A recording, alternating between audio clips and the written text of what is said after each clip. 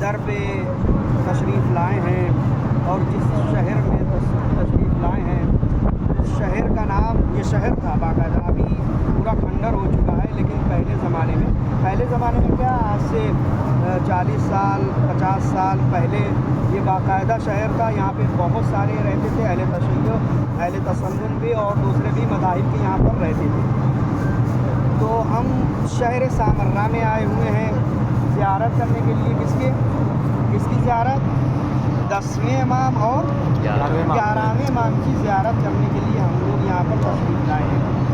تو سب سے پہلے ہم 11ویں امام کے، 10ویں امام کے اور 11ویں امام کے سلسلے میں کچھ تو فضیلت ہم کو معلوم ہونی چاہیے، کچھ تو معرفت حاصل ہونی چاہیے، تاکہ ہم السلام علیکہ یا مولانا کہتے ہوئے، السلام علیکہ یا علی النقی کہتے ہوئے یہ ہمیں معلوم ہونا چاہیے کہ ان کی فضیلت کیا ہے.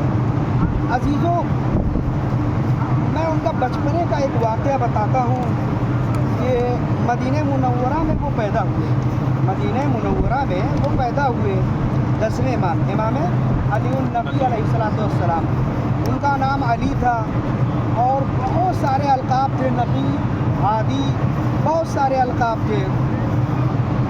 وہ بچپنے میں دیکھیں، ہمارے امام جو 12 امام ہیں یہ دنیا میں آ کر علم حاصل نہیں کرتے، بلکہ یہ پروردگار کی طرف سے، رسول خدا کی طرف سے معلم ہوتے ہیں، علم شدہ، ان کے پاس علم ہوتا ہے، چاہے دنیا کا کچھ بھی علم ہو، علم لدنی ہو، علم سائنس، دنیا کا علم، جو بھی علم ہو ان کے پاس موجود ہوتا ہے. عزیزوں، اس وقت کا زمانہ تھا، بنی عباس کا دور تھا، متوکل کا زمانہ تھا یہاں پر سامریہ میں. وہاں پر عبداللہ ابن محمد جو بادشاہ مدینہ منورہ میں ہوا کرتا تھا، امام کا اتنا بول بالا ہوا کہ امام کو مرجع خلائق کہا جانے لگا مدینہ منورہ میں. امام محمد تقی کے بعد، 9ویں امام کے بعد، ان کے شہید ہو جانے کے بعد مولا 10ویں امام مدینہ منورہ میں ان کو مرجع خلائق کہا جانے لگا. کیا مطلب؟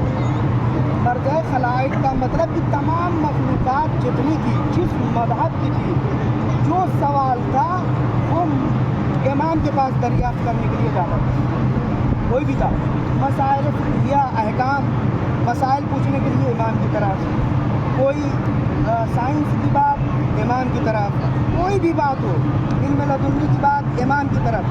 تو ایک ایسا ماحول بن گیا تھا مدینہ منورہ میں کہ جیسے لوگوں کو یہ ہو رہا تھا کہ ایک مرکزیت حاصل ہو گئی، مولا کو ایک مرکزیت حاصل ہو گئی تھی. جیسے ایران میں ایک مرکزیت حاصل ہے، شیعہ کی ایک مرکزیت حاصل ہے، یہاں پر بھی دھیرے دھیرے مرکزیت حاصل ہو رہی ہے شیعہ کی. ویسے ہی امام کی، 10ویں امام کی مدینہ منورہ میں مرکزیت حاصل ہو رہی تھی. اسی دوران آل محمد کے دشمنان آل محمد نے جب یہ منظر دیکھا کہ مولا اتنی حد تک کام کرتے جا رہے ہیں، علم سکھاتے جا رہے ہیں، مدرسے کھولتے جا رہے ہیں، سب کو بلا بلا کے علم سکھا رہے ہیں، فقہ سکھا رہے ہیں، احکام سکھا رہے ہیں، اخلاق سکھا رہے ہیں، عقائد سکھا رہے ہیں. جب دشمنان اہل بیت نے دیکھا، اور وہ شخص جس کے دل میں نفرت مولا کائنات تھا، یہ نفرت مولا کائنات سے لے کر آج تک کے بھی لوگوں میں موجود ہے. اس وقت بھی وہ دشمنان آل محمد جب یہ منظر دیکھے تو انہوں نے ایک پیغنٹا کیا کہ کیسے یہ مرکزیت چھینی جائے. وہ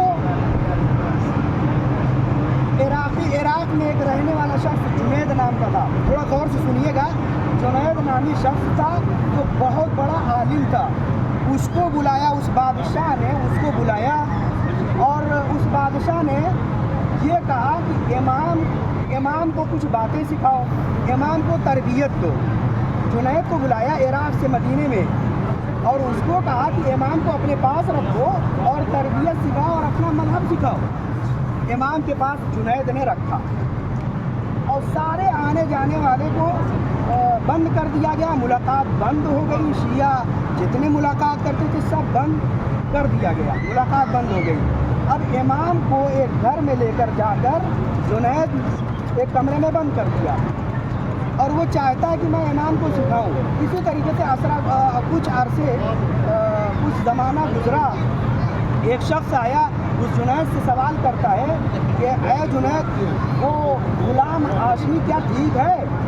फिर जुनैद कहता है कि उसको गुलाम न कहो, उसको रईस कहो।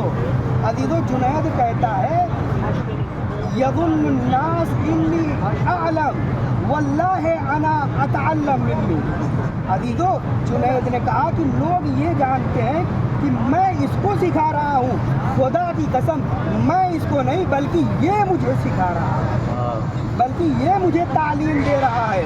तो वो जुनैद जो इराक में बहुत बड़ा आलिम कहा जाता था, वो इमाम से बचपन में सीखता था, इमाम से बचपन में सीखा है, बचपन में तालीम हासिल किया है। तो अजीज़ो, इमाम अली नकी अलैहिस्सलाम की ये फजीलत थी। सल्ले अला मुहम्मद व आले मुहम्मद। अजीज़ो, बहुत सारे करामात हमारे मौला के हैं। एक सवाल होगा कि जब मदीने मुनव्वरा में थे, आबा व अजदाद सब मदीने मुनव्वरा में, तो सामर्रा करने के लिए क्या करने के लिए आ गए? उस वक्त जो वहाँ का बादशाह था अब्दुल्ला इब्न मोहम्मद, मैंने बताया ना, अब्दुल्ला इब्न मोहम्मद, उसने खत लिखा मुतवक्किल को, जो यहाँ पर सन 232 हिजरी में खलीफा बना था, और सन 236 हिजरी में करबला में इमाम हुसैन अलैहिस्सलाम की कब्र को मुनहदिम करना चाहता था। कौन? मुतवक्किल अब्बासी।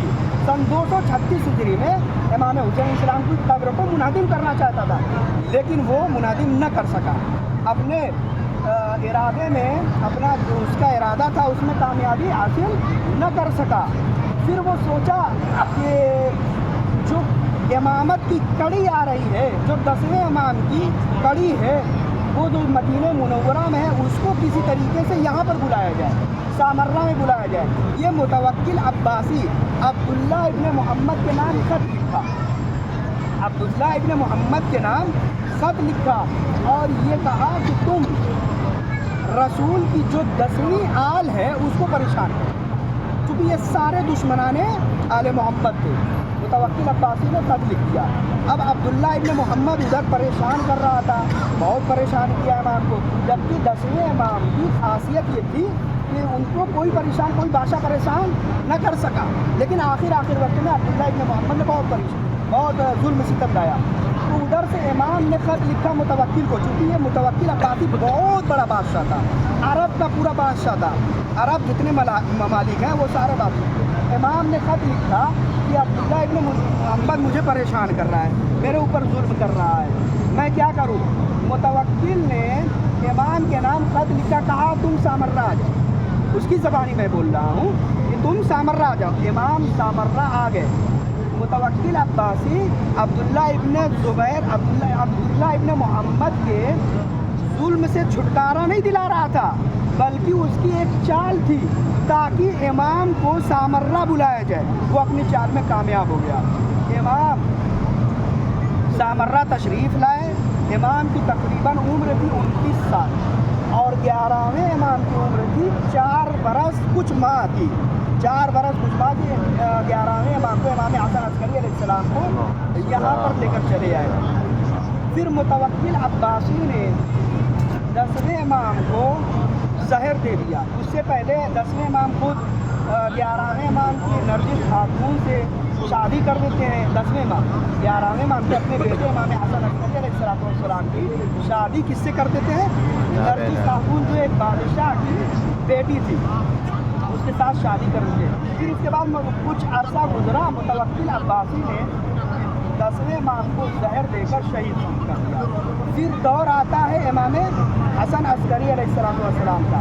मुतवक्किल अब्बासी के बाद जो बादशाह आता है, अब तो यहाँ पर 11वें इमाम की एक बहुत बड़ी मज़लूमियत ये थी कि अपने आबा व अजदाद में, यानी अपने आबा व अजदाद के वतन में सिर्फ़ और सिर्फ 4 साल रहे थे। इमाम हसन अस्करी अलैहिस्सलाम की मज़लूमियत ये है कि अपने आबा व अजदाद के वतन यानी मदीने मुनव्वरा सिर्फ और सिर्फ 4 बरस थे और बाकी सारी उम्र सामर्रा में गुजारी। यहाँ पर अपने शीयों के दरमियान तबलीग, तदरीस, सिखाना, पढ़ाना, अखलाक सिखाना इमाम हसन अस्करी अलैहिस्सलाम ये करते रहे। फिर उसके बाद मुतवक्किल अब्बासी के बाद जो बादशाह आया उसने इमाम हसन अस्करी अलैहिस्सलाम को जहर देकर शहीद कर दिया। फिर दौर किसका आया? आखिरी इमाम इमाम ज़माना जल्लल्लाहु ताला फरजहु मोहम्मद वाले मोहम्मद। सिन बहुत छोटे उम्र के थे। यहीं पर अभी हम लोग ज़ियारत करने के लिए इंशाअल्लाह जाएंगे। यहीं पर 12वें इमाम ने अपने बाबा इमाम हसन अस्करी अलैहिस्सलाम की नमाज जनाजा पढ़ाई। यहीं पर नमाज जनाजा पढ़ाई और नमाज जनाजा पढ़ाकर सरदाब में तशरीफ़ ले गए और सरदाब में तशरीफ़ ले जाकर एक सुराख था वहाँ से गायब हो गए। वहाँ से गैबत सुगरा उनकी वहाँ से शुरू हो गया। और बाकी क्यों गायब हुए आप लोगों को पता होगा मजलिस और तकरीर में, चूँकि लोगों का इतना खौफ था कि 11 इमाम के बाद उनको भी कत्ल करना चाहते थे। इसी वजह से इमाम का गैबत वहाँ से शुरू हुआ, गैबत सुगरा, फिर उसके बाद गैबत कुबरा। तो यहाँ पर हम लोग जो ज़ियारत करने के लिए आए हैं, मैंने पूरा बयान कर दिया। 10वें इमाम की कब्र यहाँ पर मौजूद है, 11वें इमाम की कब्र यहाँ पर मौजूद है। फिर उसके बाद मैंने बताया था नरजिस खातून किसकी वालदा हैं? 12वें इमाम की वालदा गिरामी है नरजिस खातून और 11वें इमाम की ज़ौजा हैं नरजिस खातून, उनकी कब्र है। और एक कब्र आप देखेंगे जिनका नाम हकीमा खातून है। ये कौन थी हकीमा खातून? ये 9वें इमाम की बेटी थी, 9वें इमाम की बेटी थी। तो 9वें इमाम की बेटी थी तो 10वें इमाम की बहन हुई। कौन? हकीमा खातून 10वें इमाम की बहन और 11वें इमाम की फूफी थी। तो यहाँ पर 4 कब्रें हैं। कौन? सबसे पहले इमाम अली नबी अल हादी अलैहिस्सलातु वस्सलाम, और फिर दूसरे नंबर पर इमाम हसन अस्करी अलैहिस्सलातु वस्सलाम, तीसरे नंबर पर नरजिस खातून जो वालिदा माजिदा इमाम ज़माना जल्लल्लाहु ताला मोहम्मद वाले मोहम्मद। और तीसरी तुर्बत हकीमा खातून बिनते इमाम मोहम्मद तकी अल जवाद अलैहिस्सलातु वस्सलाम, 9वें इमाम की बेटी जो 10वें इमाम की बहन और 11वें इमाम की फूफी थी। तो आइए हम एक एक करके ज़ियारत यहीं से पढ़ते हैं। सबसे पहले इमाम नकी अलैहिस्सलातु वस्सलाम 10वें इमाम की ज़ियारत करते हैं।